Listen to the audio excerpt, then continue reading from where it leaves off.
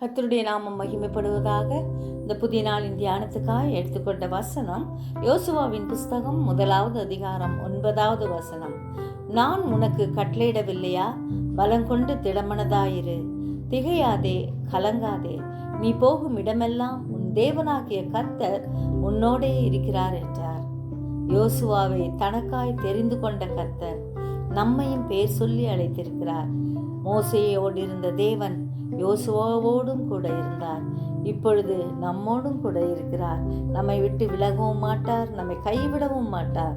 நியாயப்பிரமாண புஸ்தகமாகிய தேவ வசனம் நம் வாயை விட்டு பிரியாமல் நம்மை காத்துக்கொள்ளுவோம். இரவும் பகலும் கர்த்தருடைய வேதத்தை தியானித்து நாம் பாக்கியவான் என்ற பெயரை பெறுவோம். கர்த்ததாமே நம்மை ஆசீர்வதிப்பாராக. ஜெபிப்போமா. ஜீவிக்கிறதா நல்ல இயேசுவே, இந்த அருமையான நாளுக்காய் நன்றியோடு ஸ்தோத்திரிக்கிறோம் ஐயா. அப்பா, நீர் எங்களோடு கூட இருக்கிறபடியால் நன்றியோடு ஸ்தோத்திரிக்கிறோம். எங்களை பெயர் சொல்லி அழைத்த தேவனா இருக்கிறபடியால் ஸ்தோத்திரிக்கிறோம் ஐயா. வாக்கு பண்ணினவர் உண்மையுள்ள தேவனா இருக்கிறபடியால் நன்றி செலுத்துகிறோம். உடைய வார்த்தைகள் ஒவ்வொன்றும் ஆண்டவரே அப்பா ஆமென்றும் ஆமென் என்றும் இருக்கிறபடியால் ஸ்தோத்திரம். உடைய வார்த்தையால் எங்களை உயிர்ப்பியும், எங்களை தேற்றும், எங்களை அரவணைங்க அப்பா. வேண்டிய கிருபைகளை இன்னும் அதிகமாய் கட்டளையிடும்படியாய் செபிக்கிறோம். உமக்காய் வாழ கிருபை தாரும் ஐயா.